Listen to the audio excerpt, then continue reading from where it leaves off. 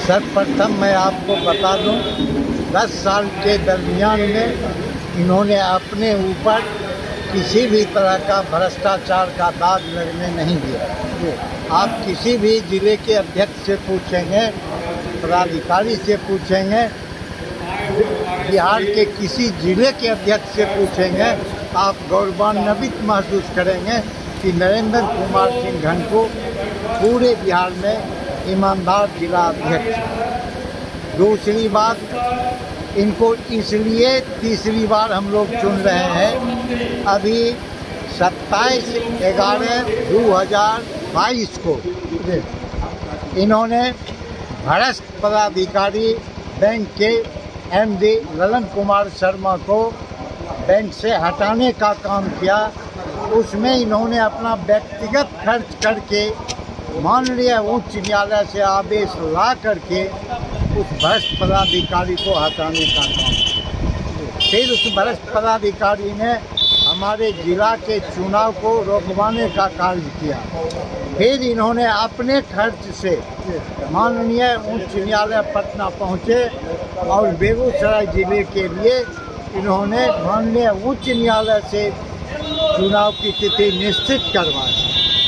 फिर इनके ऊपर ललन कुमार शर्मा ने अयोग्य घोषित करने के लिए एक आवेदन 8 तारीख को निकाल दिया।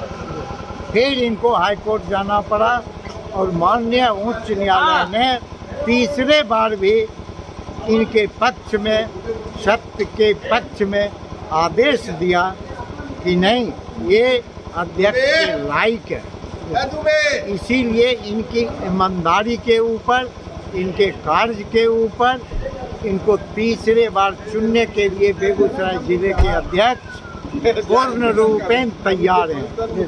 कमल किशोर जी हमारे पूर्व के अध्यक्ष भी रह चुके हैं, उपाध्यक्ष भी रह चुके हैं।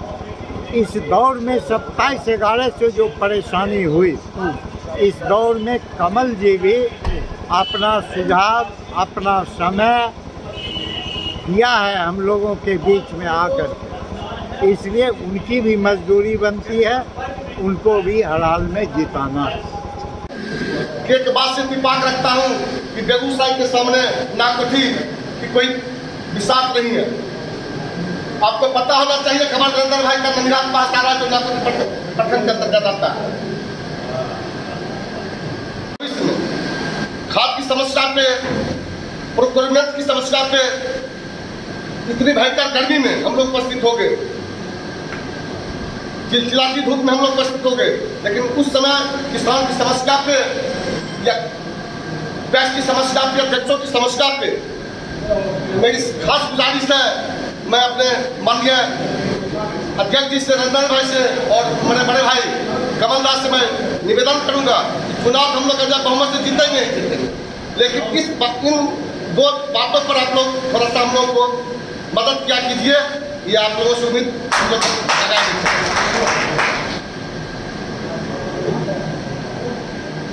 ये जनतंत्र है।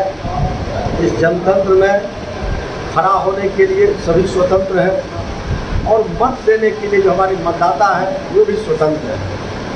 उस पर किसी का कोई जोर नहीं है। हम उनको कौन अच्छा लगता है ये उनकी बात है, जो उनकी मर्जी है, इस पर किसी का जोर तो नहीं चल सकता है।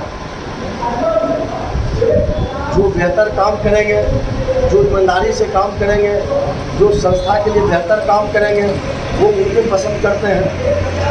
जो लोग भ्रष्टाचारी हैं, जो लोग गलत हैं, उनको लोग नहीं पसंद करते हैं। ये बेगूसराय जिला दिनकर की धरती है। यहाँ सूझबूझ वाले पढ़े लिखे लोग हैं, सभी लोग समझदार हैं और इस सहकारिता में ना कोई जाति है, ना कोई धर्म है, ना कोई पार्टी है। सभी सहकारिता के बैनर तले इसका 7 रंग का झंडा है और हम सब एक समान, एक रंग हैं। हम भी पहले मोहनपुर पैक्स के पैक्स अध्यक्ष हैं, फिर अध्यक्ष के रूप में हम भी जिम्मेदारी देते हैं, प्रयास करते हैं, मेहनत करते हैं और सब लोगों को हम अच्छा लगते हैं। इसलिए सब लोग हम पर विश्वास करते हैं और हम उनके विश्वास पर खरा उतरने के लिए हर हमेशा उनसे कदम में कदम मिलाकर चलने का प्रयास करते हैं। सबसे पहले अगर थोड़ा भी आप आध्यात्मिक में जाएं तो हम जितने भी मनुष्य हैं मनुष्य का क्या धर्म है, क्या कर्तव्य है, किस लिए हम आए हैं, हमको क्या करना है। अगर उसकी गहराई में जाइएगा तो उसका जो मूल उद्देश्य है, हम उस पर कुछ रिसर्च किए और हमको लगा कि मनुष्य जन्म लाखों जन्म जन्मने के बाद मनुष्य पाता है, और फिर मनुष्य जन्म मिले कि ना मिले ये किसी को पता नहीं है। आज पूरे देश और दुनिया में जो आध्यात्मिक चेतना है, जो आध्यात्मिक लोग हैं, जो बाबा लोग हैं, बड़े से बड़े प्रवचन करते हैं, जो आध्यात्मिक चेतना को जगाने का काम करते हैं, और हर मनुष्य के आत्मा में जो आध्यात्मिक चेतना है, उसका जो मूल उद्देश्य है, उस उद्देश्य को पूरा करने के लिए हमें सही कर्म करना चाहिए। और सही कर्म करने के लिए भगवान ने जब सब कुछ हमको दिए हैं तो हमने सोचा कि कुछ बेहतर करें। बेहतर करने के बहुत सारे काम हैं। उसमें लोग सन्यासी भी हो जाते हैं, साधु संत महात्मा भी बन जाते हैं, बैरागी भी हो जाते हैं, और बहुत सारे महापुरुष हैं समाज में रह करके और अपना सही धर्म कर्तव्य करके बेहतर से बेहतर काम करते हैं। आज हमारे देश में माननीय प्रधानमंत्री नरेंद्र मोदी जी हैं, तो उनको शादी भी नहीं किए हैं और पूरे राष्ट्र के लिए, पूरे देश के लिए किस तरह से वो काम कर रहे हैं। हमारे माननीय मुख्यमंत्री नीतीश कुमार जी हैं, उन्होंने भी बिहार के लिए स्वार्थ भाव से बहुत कुछ किया है। इसी तरह हमारे ज़िले में भी बहुत सारे महापुरुष, वासदेव बाबू भी थे, और भी सारे महापुरुष हैं। और आप जब गहराई में जाइएगा तो हर पंचायत में, प्रखंड में, जिला में और राज्य और देश में हर जगह ऐसे लोग हैं जिनका उदारता का कोई जोर नहीं है, कोई कमी नहीं है।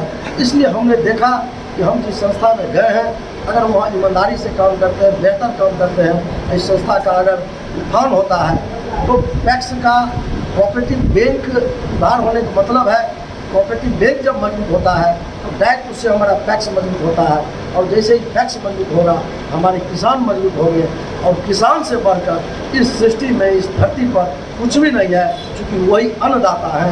अन्नदाता वो नारायण है। एक नारायण जो दिखते नहीं है, दूसरे नारायण दिखते हैं, उनके लिए सेवा करने का हमको मौका मिला है। इसलिए हम थोड़ा निस्वार्थ भाव से चाहते हैं बेहतर सेवा करें। ये नहीं लेना, मेरा कोई उपकार नहीं है, मेरा कोई बहुत बड़ा बड़प्पन नहीं है। ईश्वर ने मुझे कमाने खाने के लिए खेती बाड़ी और व्यवसाय दिए हैं, उससे हम अपना रोजी रोजगार चला लेते हैं। इसलिए हम सोचे कि थोड़ा सा ये नहीं भी लेते हैं, और इससे हमारे पदाधिकारी कर्मचारी भी अगर ईमानदार हो जाते हैं और हम सब मिलकर ईमानदारी से काम करते हैं, हमारे पूरे जिला के पैक्स अध्यक्ष ईमानदार हैं और सब लोग ईमानदारी से काम करेंगे, तो हमको कहीं सुनने में मिलता था, वो तो मेरा कमी था कि बहुत पहले अगर एक भ्रष्ट पदाधिकारी या व्यक्ति वो होते थे तो उनको लोग कहता बड़ा वो भ्रष्ट है। लेकिन 20-25 साल में अब हम ये देख रहे हैं कि अगर कोई पदाधिकारी या कोई व्यक्ति बड़ा ईमानदार है, उसको ना वही गाली दे कहता है वो बड़ा ईमानदार है, गाली देकर। पहले जैसे उसको गाली देता था भ्रष्ट, आज ईमानदार को गाली दे रहा है, समझे। तो इसी को हम परिवर्तन करना चाहते हैं। ईमानदार लोगों की कमी नहीं है। आज ईमानदार लोग हैं जो निस्वार्थ भाव से समाज के विभिन्न कार्यक्रम में, विभिन्न आयाम में ईमानदारी से समाज के लिए काम कर रहे हैं। और आज ईमानदारी है, सच्चाई है और धर्म का पलड़ा भारी है, इसलिए सृष्टि चल रहा है। जिस दिन बैलेंस बिगड़ेगा उस दिन आप समझ सकते हैं क्या हो सकता है। हर पंचायत में, पंचायत के हमारे किसान भाई हम लोगों को, उनको भी जिताकर पैक्स अध्यक्ष बनाते हैं, और किसान की सेवा करने के लिए हम लोग पैक्स अध्यक्ष बनते हैं। हम उनको यही कहना चाहेंगे कि आप सब लोग मिल करके बेहतर बोर्ड को चुने, बेहतर बोर्ड आवे, बढ़िया से बैंक चले, बढ़िया से पैक्स चले, और इस सब को चला करके हम किसान की सेवा करें।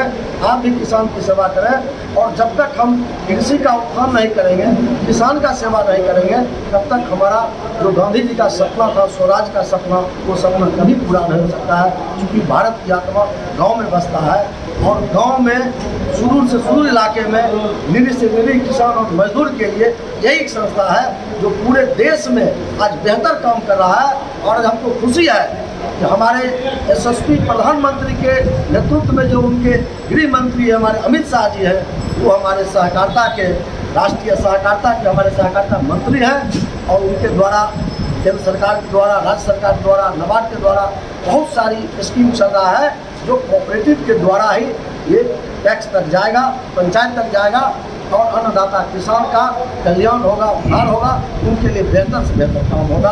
हम चाहते हैं हमारे सभी पैक्स अध्यक्ष बहुत ही होशियार है, समृद्ध है, वो सब जिस चीज़ से चूल का है उसको कैसे उत्थान हो उसी के लिए वो काम करे और हम सब मिलकर उसी के लिए काम करें। पदाधिकारीगण चाहते थे कि रोक लग जाए, लेकिन आप जो है कोर्ट से जीत हासिल कर उसके बाद सर आप जो है चुनाव होना शुरू हुआ है। आखिर ऐसा सर क्यों पदाधिकारीगण किए थे? हम अभी लगातार 1-1.5 साल से हमारे पूरे जिला में हमारे सभी पैक्स अध्यक्ष महोदय और सहकारिता के जितने लोग हैं ये सब लोग भ्रष्टाचार के खिलाफ लड़ाई लड़ रहे हैं और इस भ्रष्टाचार की लड़ाई में कई केस 5-7 केस अभी हाईकोर्ट में हम लोग स्टे करवाए, हाईकोर्ट, सुप्रीम कोर्ट और लोअर कोर्ट में भी कई केस चल रहा है। तो भ्रष्टाचार के खिलाफ हम सभी लोग एक मत होकर के लड़ाई लड़ रहे हैं। उसमें जो भ्रष्ट पदाधिकारी हैं वो चाहते हैं कि संगठन को तोड़ दें और सच्चाई का जीत नहीं हो, भ्रष्टाचारी का जीत हो। इसी का लड़ाई है और इसी लड़ाई में उन्होंने बदला लेने के लिए चाहा कि हम इनको चुनाव लड़ने से वंचित कर दें और बेगूसराय जिला का सहकारिता का नेतृत्व करने वाला ही चुनाव नहीं लड़ सके तो उनका जीत हो जाएगा और बेगूसराय जिला का हार हो जाएगा। लेकिन मैं आभार प्रकट करता हूँ, धन्यवाद देता हूँ माननीय उच्च न्यायालय का, जिन्होंने 19 तारीख को कोर्ट बंद हो रहा था, गर्मी छुट्टी का छुट्टी हो गया 19 से 17 तारीख को 15 मेंशन वहाँ फाइल हुआ, 14 मेंशन रिजेक्ट हो गया। एक सिंगल बेगूसराय जिला का हमारा मेंशन उन्होंने सुना और 18 तारीख को डेट रखा और 18 तारीख की डेट में उस आदेश को निरस्त किया, स्टे लगा दिया।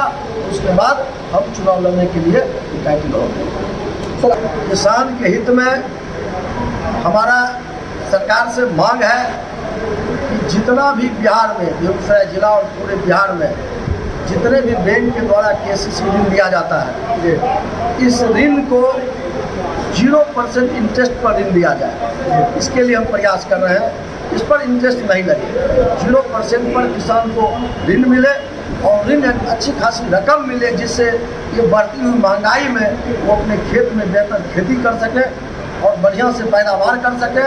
और जब बढ़िया खेती और हम उनके आशा और विश्वास पर खरा उतरते हैं और वो हमारे आशा और विश्वास पर खरा उतरते हैं। ये आशा और विश्वास की कड़ी है, इसको दुनिया की कोई ताकत हिला नहीं सकती।